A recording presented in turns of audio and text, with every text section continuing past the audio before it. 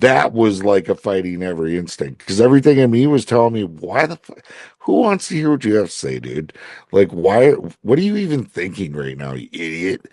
And I told that voice to shut the fuck up and I emailed him. And I was like, a week later, that was my first time ever being on a podcast in Charles's basement studio. So, if it And it's wasn't for again, that, it's again moving through that fear, like making that courageous choice, and it just yeah, propels you forward, right?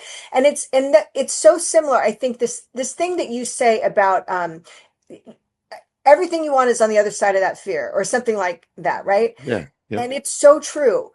And it's the same in recovery as it is in relationships, because if you have fear of intimacy, you're never going to have it unless you push through that fear. You move through that fear, you dive straight into that fear, and you let yourself experience the fear and you mhm, move through it anyway. That's called courage. And it's the same with recovery, right? If you're not doing the stuff that makes you scared and uncomfortable, you're not being vulnerable, right? And that yeah, stuff is like looking letting people see your insecurities, your weaknesses, your character flaws, or that thing about how dare I think anyone wants to hear what I have to say, right?